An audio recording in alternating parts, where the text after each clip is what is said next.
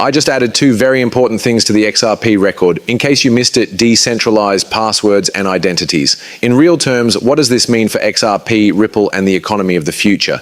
In this movie, we'll talk about all of that and more. We will also talk about permissioned domains and permissioned DEX, which are the next things that need to be accepted and added to the XRP ledger. Okay, this is Kennysley200. Let's follow him, man. We now have 200 fans, Kenny. Now you can use passwords on the XRP ledger. That way, companies and developers can handle identity checks and compliance rules right on the blockchain instead of having to approve each account by hand. So they don't have to check each person individually to make sure they are who they say they are. In the background, this is what takes so long. There is an office full of people whose job it is to make sure that all the information about who the money is going to and whether it is okay is sent across the world. What is the account? Everything like that. To auto-check this stuff, you don't have to go through that. Think about how much work you save and how much time you get back. We can get that money back to where it was going faster this way. Kenny then says that in the past, verifying a user's credentials meant doing multiple checks on different platforms, such as with Know Your Customer, KYC standards. For this process to work, personal information has to be shared over and over again, which wastes time and makes the process less private. So your private information, right? For example, your SSN and how much money is in your account. Your address needs to be shared with many offices and banks around the world. It's a little scary to think about that. With the credentials feature, credentials can be given, stored, and checked all on the XRP ledger. This means that users can show that they meet certain criteria without having to go through multiple checks.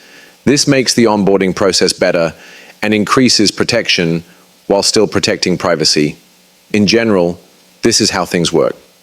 By the way, I thought this was great. It says that a company decides what skills it needs. One example is KYC.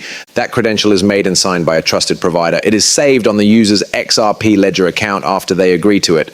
The user's credentials are checked on chain whenever they connect with the business. This method has a lot of benefits, such as keeping sensitive papers off the chain. One identity can be used by more than one business, and approvals that used to need multiple checks can now be done automatically. He then says that credentials is not only useful on its own, but it is also growing. This is a building block that will make a number of new XRPL features possible, such as permission domains, permission DEXs, and SAV, which stands for Single Asset Vault. A permission domain lists specific requirements like Know Your Customer, KYC, and checks to see if a person has the right credentials embedded in an object to enter.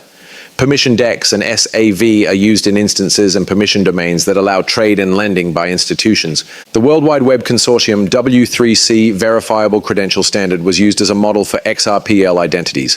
This standard was adopted by the XRP ledger. Each credential is linked to a ledger account and signed by the author. This makes it portable, verifiable, and in line with global standards. What a great post from Kenny, and thanks a lot, man. That also says that decentralized identity credentials, another compliance change that was made to the XRP ledger, were enabled. Next, we got permission domains and permission DEXs. I wanted to find out a few more things about open identity so that you could have them here. We've already talked about DID in other videos, but here it is again. It lets users and institutions control their own identity on the blockchain without any help from a central authority. This makes it possible for safe, private, self-sovereign profiles to be used for everything from payments to Web3 logins. Entities can show things like Know Your Customer, KYC, anti-money laundering, AML, corporate membership, and roles with verifiable credentials that don't reveal private personal information. These credentials are the foundation of on-chain compliance and trusted interactions. With permission domains, companies and financial institutions can set up walled gardens where they can trade, lend, and make payments legally on the XRP ledger.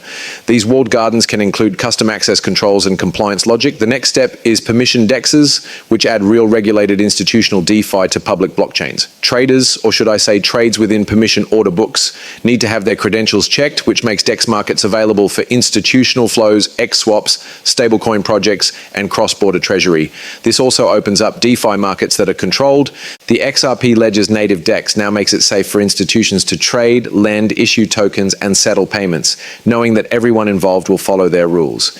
The adoption of XRP-based apps is sped up by enterprise onboarding, automated KYC and AML workflows, and less manual work for banks, fintechs, and corporations. Everything on this list is needed to connect old systems and bring these banks and other financial institutions on board, and it's probably a sign sign that you aren't investing in the right thing if you are in a coin because you think it will change the way payments are made and you don't have any of these things, because businesses can't use your network without these kinds of things. That's what Ripple and the XRP ledger developers who have been making changes to it over the years have been working on. It talks about connectivity, which we all know is important. And the way XRP ledger works is in line with global decentralized identity standards like W3C.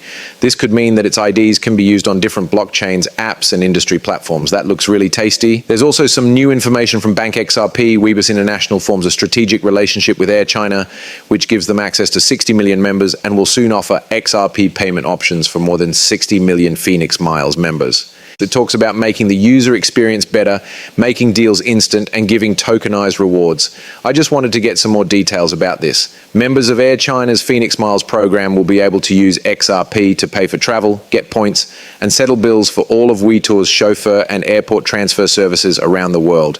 Adding XRP is meant to lower the cost of transactions, speed up payments, and add tokenized rewards that are directly linked to members' profiles, which will make their travel experience better overall.